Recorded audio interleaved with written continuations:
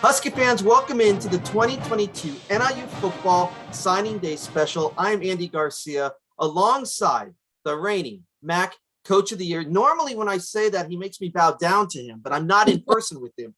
We are on Zoom. I'm just kidding. But Thomas Hammock, MAC Coach of the Year, NIU Football, MAC Champs, now getting ready for 2022. And signing day is come and gone. And Coach, first of all, congratulations. I know you and your staff put in a lot of work. It goes back years to get this signing class. Every year happens like that. And to have these, 38 guys that we have, not just scholarship players, but walk-ons, preferred walk-ons. Some are even on campus right now. So first off, congratulations. And Thomas, I know there was a lot of work into it. And I know you got to be proud of what you guys have done to get ready for 2022 and get this signing class. Yeah, definitely excited about this class. I think, we talk about stacking, and we've been able to stack our third straight recruiting class that we feel are stacked with, talent throughout. And the two things that's important with recruiting is, number one, relationships, having relationships with the players, having relationships with the parents, having relationships with the high school coaches. And number two, evaluations. I think the evaluating part is a big piece at this point in time. I think there's a lot of coaches in this profession that may not know how to evaluate properly. We spend a lot of time on the evaluation phase, getting to identify what we're looking for at each and every position, and try to maximize each spot on our roster. It's nice though, Coach, because you talked about it. You have wants and you got needs. The needs have kind of dwindled. It's now more what you're looking for to kind of shape this program, correct? Yeah, I think, we look at the recruiting process in a two-pronged situation. The early signing day in December, we want to really feel our true needs. You always need, offensive linemen, defensive linemen, maybe some graduation, filling those spots. And then the second signing day really is the luxury picks. Yeah. If I can make, things that we feel like players that are next level type players that we cannot pass up. And I think we've done a great job during both signing periods of number one, taking care of our needs, and then number two, getting the guys we want. Yeah. We're going to talk a lot about the December signees too in this special, because one, you were right in the middle of the Cure Bowl, getting ready for the game. You're recruiting. Signing day was on the day of the press conference down in Orlando. So I know you were not just getting ready in the Cure Bowl, but you're also kind of just finalizing those December signees. So we're going to talk about them as well, as long as the February signees. And one thing that stands out too is the transfer portal and what you guys get with that. And how did the transfer portal affect you guys with the signing class? Well, I think, the portal is just another tool of filling in some potential gaps in your roster. And so we tried to maximize those spots. We took 9 guys mid-year, guys that are already on campus. They're competing. They are fitting in right to our culture. You couldn't pick those guys out from the rest of our team, which is always exciting from a work ethic standpoint. But for us, we're always going to start with high school student athletes. I believe in that process. I believe in giving young men opportunities to get a degree, and that's the most important thing. I was the first person in my family to graduate, and seeing what that did for my family. Yep. And my brother and sister who came behind me, it made them aspire to do the same thing. And so recruiting always starts with high school student athletes, making sure that we can secure the majority of our class with those players, and then adding a couple pieces here and there to make our team as best as possible. Well, let's start with February. We'll start with the February signees. And we got to talk about the teammates from Carver High School in Georgia. They played on a team that played in a state championship game. What do they bring? And I mentioned Jaden Cradle and his teammate Cameron Crowell. Two guys, again, coming down from Georgia. You guys have nice roots down in Georgia. Talk a little bit about those two players. Yeah, we really got lucky with these two young men. These are two young men that we recruited the whole time. It's interesting. I think my defensive staff went back and looked at my initial evaluation on Cam Crowell. And I think at the bottom of it, I said, when we get to this young man, we are really going to want him. And that goes back to the evaluation part. But these were two young men that was really focused on their high school career and finishing out the season. They were good enough to go to the state championship game. And what happens sometimes is sometimes those offers that you get early sometimes have an expiration date. And young men don't understand that sometimes. And they were focused on being their best players, for their high school team. And we stayed recruiting them. We stayed on them. We were very, very diligent. We thought there was an opportunity for us to get them on campus before the first signing period. But the state championship, I think, was a couple of days before that. So we waited. We took our time, and our patience paid off in a big way because Jaden Credle is a top running back. We've added two running backs in February that we feel fantastic about. Our goal is to have the best backfield in the country, and I don't say that lightly. I think last year you can make an argument we had the best backfield in the country with what we had, a bunch of young running backs that went out there and produced at a high level. Coach Nick McKissick-Luke is one of the best running back coaches in the country. Excited to have him back for another year. And Cam, the defensive line is where you can make big jumps in the MAC. And this is a young man that, he's a defensive end, but he has some versatility. You see him dropping back in coverage. You see him rushing the quarterback.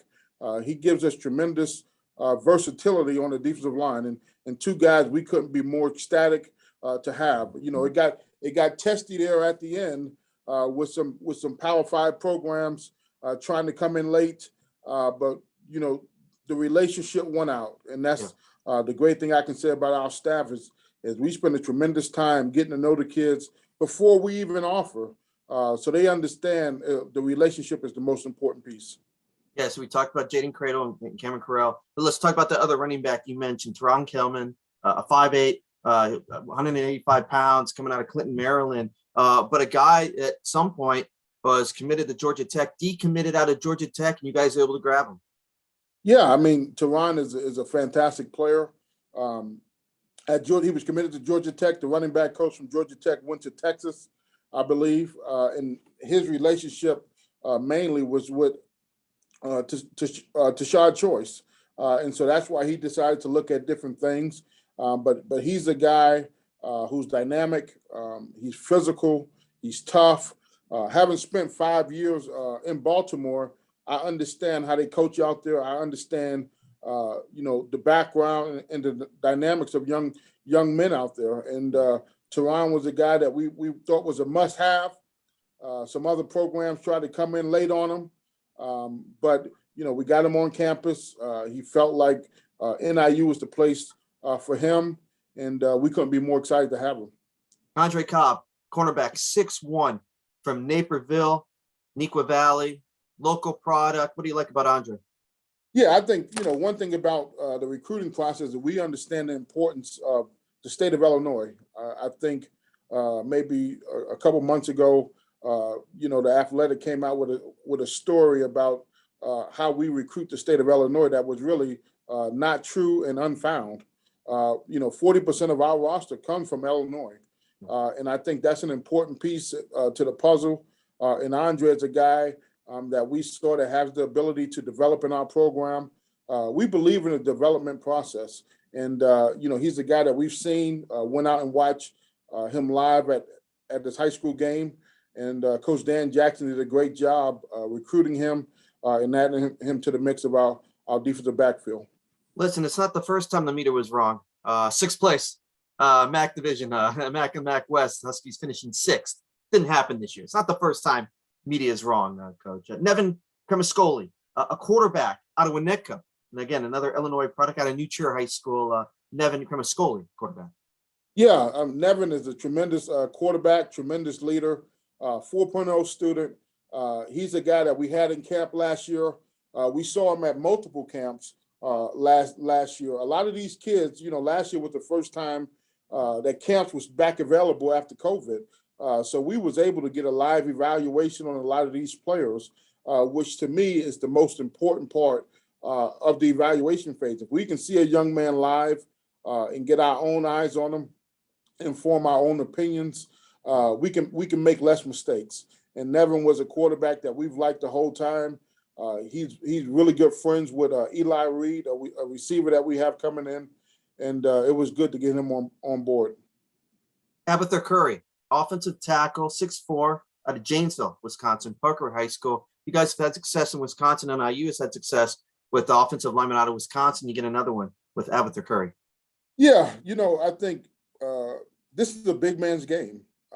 You win in the trenches on the offensive line and defensive line. In 2019, I thought we did a great job of accumulating offensive linemen and defensive linemen that wind up playing for us.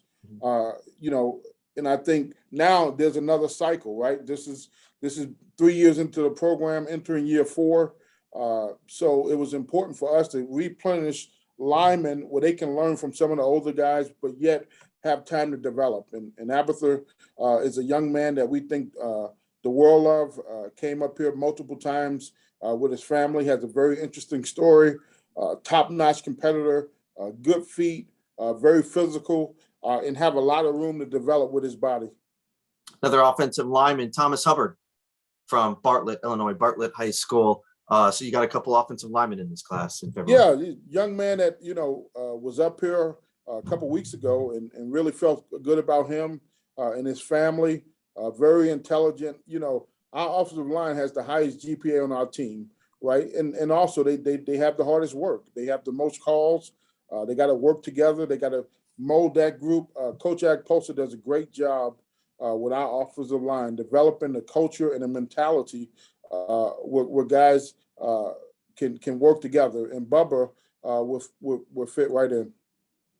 Hunter next, Logan Jacobson from Hillsboro, Missouri, St. Pius X. I mean, you got another St. Pius X recruit with Nathan Ruble, a linebacker. But let's talk about with Logan Jacobson and just bringing in that special teams. Yeah, special teams are important. I think you see the playoff games of the NFL. You see how important special teams are. Logan was a young man we saw at camp last year. Really liked him. He's got a live leg. I think he was punting like 4.5 or more hang time down from close to the St. Louis area where Matt Ferentz is from. And I think that's an important piece to have the ability to flip the field in the special teams. And he's a young man we feel like can come in and compete with Tom Foley and try to fill the big shoes of Matt Ferentz. Yeah. Next up, Reggie Jean, defensive tackle out of Coe, Florida, 6'2" on the defensive side. Again, getting down to Florida and finding some defense. Yeah, I mean, Reggie is a big-time defensive lineman. He's very physical, has a chance to continue to develop. Was a young man that was committed to UConn. They had a coaching staff change, so he had to look at other opportunities. But was a young guy that we stayed under the radar with the whole time, and I think it's important. When you have young guys that you feel like can be difference makers in your program, you try to keep it quiet. You try not to mention, that they've been on campus. You try not to mention that they're committed. If you notice, the guys we signed today, nobody was announced ahead of time, and I think that was strategically done. Coach Wembley did a great job with Reggie, staying on him the whole time. And what's interesting to me is, the high school coach called us probably 2 days before signing day to say, hey, listen, there's a lot of people telling him not to sign, but he's a Husky. And we couldn't be more happy about Reggie and feel like he can really develop in our program as a defensive lineman. Up next, a couple wide receivers. Dane Partridge, 5'11", out of DeKalb. Didn't have to go far, Marmion Academy, to find Dane Partridge. Tell me about Dane. Well, obviously, the Partridge name rings true at NIU. Dad played here. I had a chance to play at the next level. They right in town. We saw Dane last year at camp, at North Central's camp. And I told my staff, I said, this guy is going to be better than what people are going to give him credit for. Then he had a chance to come over to our camp. We seen a live evaluation, made the decision, and just having him in my office, the dad was overwhelmed with joy for Dane because, we talked to the dad about, listen, we are not recruiting him because you win here. We are recruiting him because we think he is good enough to play here. And we feel like he brings tremendous value as a wide receiver, brings tremendous value as a returner as well. He has a great ability to return kicks, punt and kickoffs, and we're going to try to find a lot of ways to use him. Another wide receiver, Keyshawn Pipkin, 6'2" out of Indianapolis, Indiana. What do you like about Keyshawn?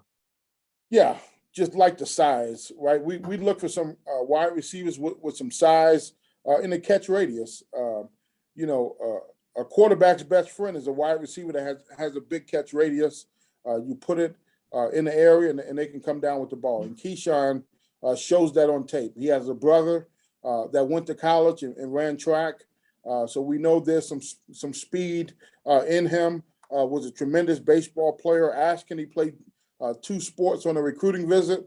I don't think he quite understands how hard it is to play 2 sports in college, but he's a tremendous athlete, a guy with a great head on his shoulders, come from a great family, and excited to see what he can do in our program. Last but not least of the February recruits, Nathan Ruble, linebacker, 6'1", out of Festus, Missouri, out of St. Pius the 10th. Again, Missouri roots going back for the linebacker with Nathan Ruble. Yeah, I think Missouri back in the day used to be really, really good for NIU. I'm not sure what happened in between, but we used to recruit Missouri like crazy under Coach Novak, and we're trying to get back into Missouri. It's a very easy drive up here. It's within the radius that we like to recruit. And Nathan is the type of physical player that we like to bring in the program.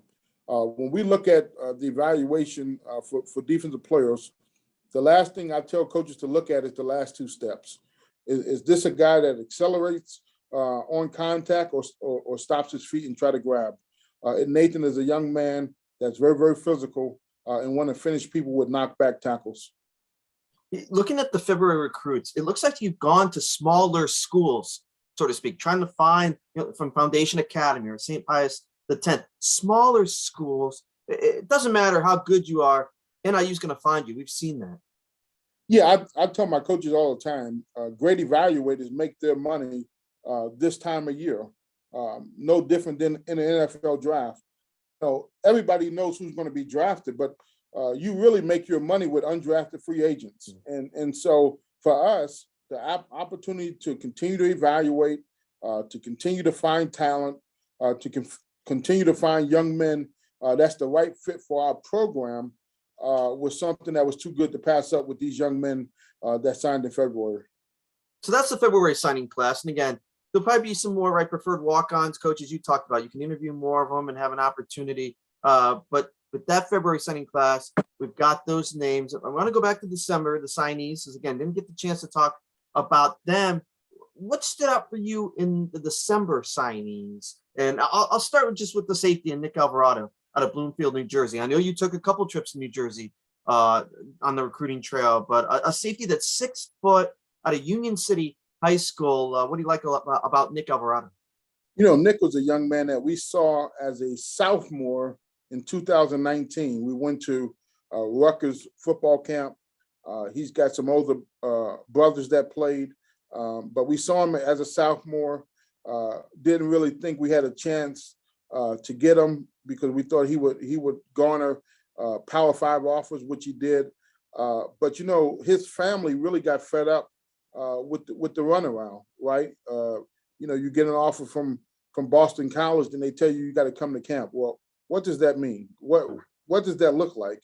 We only offer committable offers, and Nick was a young man that we felt highly about. We felt strong about. We offered him early. We stayed diligent in the recruiting process. Coach Tony Sorrentino did a great job, in New Jersey, with New Jersey, bringing guys from that state. I'm from New Jersey, so we feel like we got to do our due diligence. We call it the pipeline state. But he did a great job with Nick Alvarado, young man that wrestled. He's tough, can play multiple positions for us. He's a leader and a smart young man.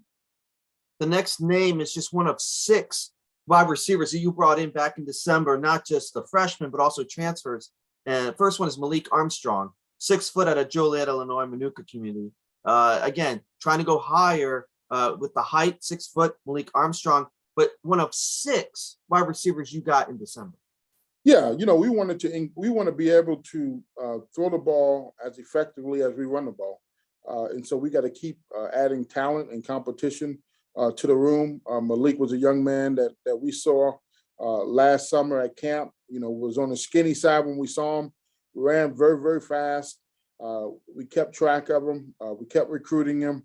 We got him on campus to our camp and had him compete against 4 or 5 other guys that we were looking at. And he was head and shoulders one of the best guys there. So we felt good about him. We felt good about what he can do in our program. He was a young man that got looked at by other programs, higher programs, as a defensive back, but he wanted to play receiver. And we are lucky and fortunate to have him a part of our class. Jacob Finley, cornerback, 5'11", 175 pounds, out of Hoover, Alabama, Hoover High School. We've heard about Hoover in the past, but going down to Alabama and finding Jacob Finley. Yeah, I think, we are always looking for skill corners, and we will go wherever to find them. I think cornerback is the hardest position to recruit. A lot of times people can't throw the ball. You get half the film on the corner, but this was a young man that came highly, highly recommended. And the thing we talk about when we are looking for kids from distance is we want them to make workout tapes for us so we can see different things. So we kind of tell them what we want to see. They make the tape, and Finley was a young man, has exceptional feet. He's young for his age. I think he's 17 years old, hasn't grown any facial hair yet. So he's a young man that got a lot of development. And when I went to his house, they made shrimp and grits, and I was sold. I said, I got to take you just because I need to come back down here again. And but no, tremendous player, got recruited heavily at the end. Obviously, when there's a distance factor involved, there's a lot more people trying to whisper in your ear. But he stayed committed to us like we stayed committed to him, and happy to have Jacob Finley on our team.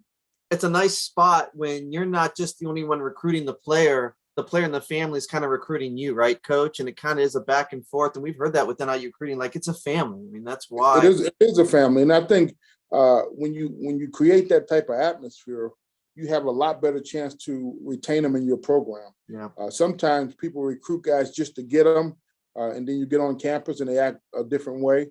I tell everybody, I tell every class now they should watch the program. The program came out before they was born, but they should watch the program and get a feel of how recruiting is versus when you actually walk on campus. Yeah, but you're not James Conn. Okay, this just in.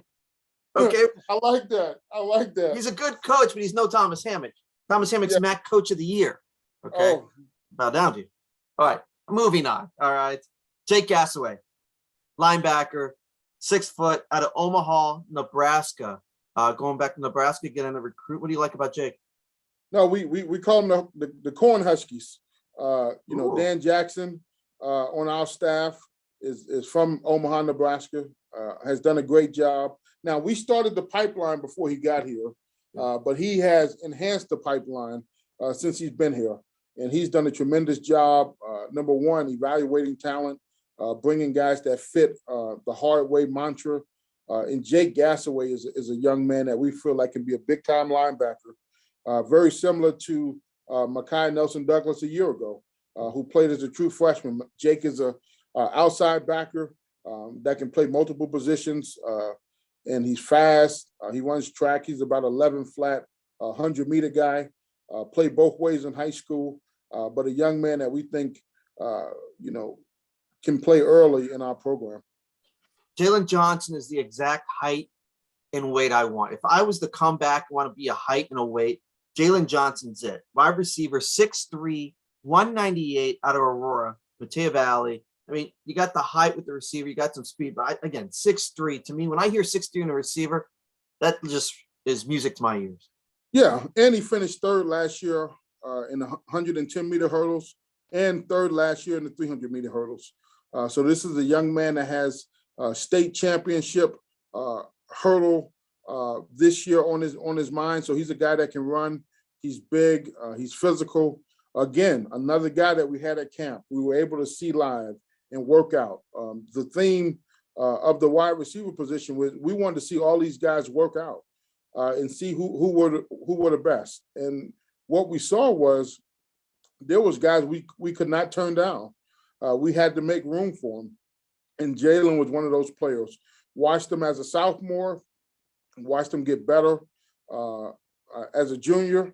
And he's at a high school that's not very good in football, but he stood out on tape. And his development and continued development, he's a guy, we did a home visit, and his mom said he's so structured. He eats at 6:15. He eats a snack at 10 o'clock. So he's got a pro mentality already. Now we have to develop him to be everything that he can be in our program. From the offensive side to the defensive side, cornerback Amari Knighton, 6 foot, 170 pounds, out of Hollywood, Florida. Amari, a 6 foot cornerback. Yeah, no, Amarian is a guy that came up in the summertime with his coach and a couple other members of his high school. He had went to Iowa's camp. They did not offer him. He came over to us. We liked what we saw. We stayed on him. He was a guy that got better as the year went along. He's a one-on-one lockdown corner. He's very physical. He got long arms. He can make plays on the ball, and a guy that can tackle. When you find corners that's long, that's not afraid to play man-to-man coverage and can tackle, you got to find ways to get them in your program. And Amari, and we couldn't be more excited. Another offensive lineman, Evan Melchor, 6'6", 275 pounds out of Sun Prairie, Wisconsin. Again, going back into the state of Wisconsin for some of the offensive linemen. What do you like about Evan? Yeah, Evan, our big man camp is a huge recruiting tool for us. The way we grind our offensive and defensive linemen at camp, we get a great idea of who's tough and who physically can handle what it takes to be a college offensive lineman. Evan came here and was one of the top linemen at our camp. We thought we may have a hard time, holding on to him. Obviously, when you 6'6", 6'7", and you play like he plays with good feet, leverage, and physicality, those guys are a premium. But he committed to us. His family felt good. I think we're about an hour and 45 minutes from his house.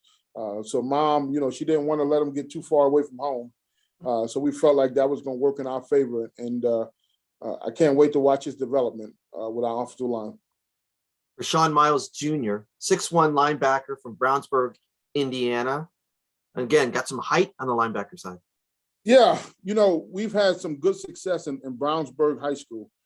Pete Niger signed with the 2021 class. We feel like he's going to be our starting offensive center. Mm-hmm. And so obviously we have an end. The first kid I signed as a football coach was from Evansville Rights. His name was Ricky Kreider. His coach was John Hart. The head coach is Brownsburg, is John Hart. So our relationship goes back, 17, 18 years. And every kid that he sends me is a tremendous worker, very disciplined, very focused. And Rashawn is another one of those individuals. So when he came on his visit, he's a big time bowler. So I talked a lot of trash about how I was going to beat him. Then I seen him bowl a couple frames and I had to back away. So good athlete, great kid, big time football player. What are you bowling these days?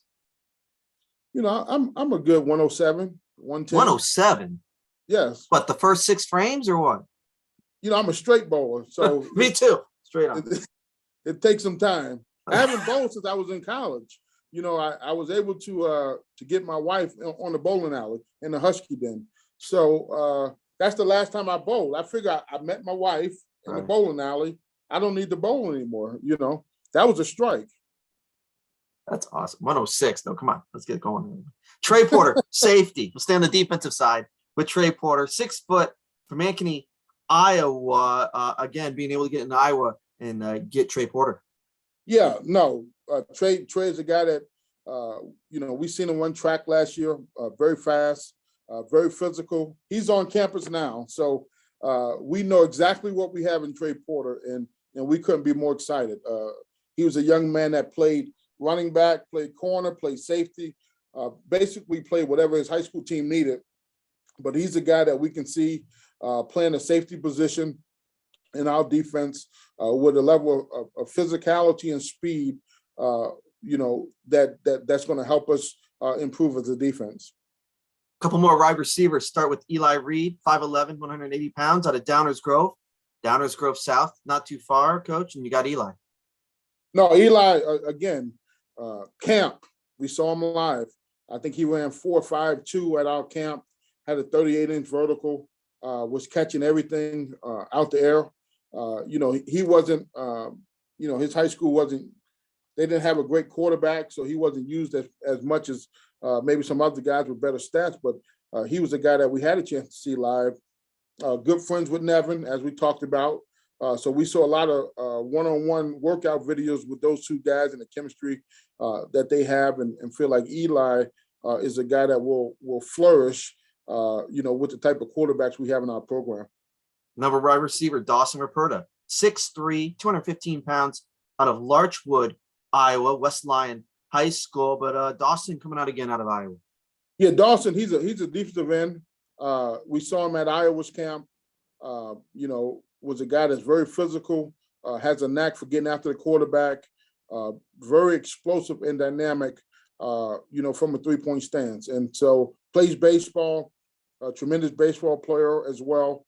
Again, athletes that have room to grow and develop. I think with his frame, he'll be a 6'3", 255-pound defensive end that can turn a corner for our defense. Last of the freshmen signed in December that'll be coming in as freshman, Roy Williams, defensive end, 6'5", 234, out of Crestwood, Illinois. And again, not going out of the state too far to find Roy Williams. Yeah, I mean, 6'5". I can't tell you, You can't teach that. You can't teach that, but he is very physical, and was a guy that we saw as a sophomore, and started, to build relationship with him early in his career. And, nobody came out and openly offered him, but he was offered more scholarships. But he valued the relationship that Coach Moore built with him. The head coach at his high school was the offensive coordinator for Coach Moore at Eisenhower. So that relationship dates back 16, 17 years. And so Roy was a guy that we identified early in the process as a guy that we wanted to enhance our defense, enhance our defensive end profile. And he did that. He's a wrestler at that height, and so I told him, I'll shoot on his legs and take him down very, very quickly. But a guy that's tough, he's physical, has a knack for getting after the quarterback, and somebody we can see playing very, very early in his career. I know you've been hanging around the wrestling team. I know you're at one of the matches. I missed you on the one versus Oklahoma. I was looking for you. I know you were busy, but again, you like those wrestlers. I do. You can't go wrong with a wrestler or a farmer. Or a bowler. Huh? Or a bowler. True. But the discipline, the toughness, the commitment, the work ethic, all those things that those two things encompass, I look for. I wrestled in high school. I know how hard that sport is. I know the commitment that it takes to be good. And if you're committed in wrestling, football becomes a lot easier. All right, 4 transfers coming from December as we're wrapping things up on our signing day special. Isaiah Green May, outside linebacker, 6'6", 234, coming in from Bolingbrook, Illinois, transferring from Wisconsin, 6'6", 234. Coach, I've heard a lot about Isaiah. What are you expecting from him? Yeah, I joke with him every day about, who did you piss off at Wisconsin? Because this guy is tremendous. I mean, my goodness. So he's a guy that can drop back in coverage. He can rush the quarterback. In the team meeting, I had all the transfers get up and explain what can we expect from you? And Isaiah said, you can expect never to have to tell me to work harder. I think that's a bold statement, amongst your peers. Yeah. But he was 100% accurate. I mean, this is a guy that obviously I have some connections at Wisconsin that they gave me the true inside scoop on him and said, this guy's a tremendous worker, a tremendous player, got caught behind a couple other guys that might have been just a little bit better. But for us, we expect him to get after the passer next season. The next name is a name that fans are going to know. Justin Lynch, quarterback, out of Chicago, Mount Carmel, went to Temple, has come back. Again, you've got that lineage, right, with Jordan Lynch's brother. But why did Justin make the choice to come back and transfer to NIU? Well, we recruited Justin out of high school. We had a relationship with him. So it wasn't like it was unfamiliar. Right. The year he came out, there were some good quarterbacks that came out that year. And, he chose to go to Temple. And obviously we chose to sign Ethan Hampton. But we felt very strongly about him as a player. He had the opportunity to go to Temple and play a little bit. He's a guy that wants to develop as a player. He wants to redshirt. And hopefully we can afford him that. But, if injuries happen, sometimes you may have to play. Right. But really, he wants to have a chance to truly learn and grow in a system where he can let all of his talents on display. And he's a guy that one of the hardest working guys on our team. He's a competitor. He's a leader. He's a tremendous player. And the thing I told him was, just because you come here, you are your own person. Yeah. Be your own man. And nobody will judge you against what anybody else in your family has done. And I think he felt comfortable with that. Again, we should mention, like we mentioned, Trey Porter was coming in early. Isaiah's already in. Justin's already in. Another guy already in is Casper. I might get the last name wrong, but Berkiewicz, 6 foot, 175 pounds, on a Mount Prospect, coming from Illinois State. Casper, though, another 6 foot wide receiver coming in. Yeah, I'm not quite sure he's that tall. I think you might have got a misprint on your seat, which is fine. Listen, I'll give him 6 foot. I say I'm 6'1", so that's fine. Yeah, yeah. But Casper is certainly a competitive young man. We played Illinois State my first year, I believe, was his freshman year, and I think he was hurt when we played him. But then, look at the rest of the season. He was the guy that was very, very productive at Illinois State, top-notch competitor. Comes to every workout with energy and juice. He's a spark plug, and he's not afraid to be a leader. He's not afraid to be different. And I love having him around at workouts. Excited to see him this spring. Yeah. Last but not least of the December signees, transfers, Shamar Thornton, 5'11" freshman, 182 pounds, out of Miami, Florida. He was at FIU, Florida International, down there. Why did Shamar make the choice to come to NIU? Well, I think, again, I had some information on Shamar from the Ravens. They had a draftable grade on him. Felt like he was a young man that, was a 6th, 7th round potential draft pick. Didn't play last season. His father passed away. Was dealing with some different things from a personal standpoint. So wanted to redshirt and then look at the portal. Obviously, I went down there, had a chance to meet with him, had a chance to meet with his mom. Was a very respectful young man. I liked what he was about, liked the story. There was a coach at FIU that I worked with before in the past.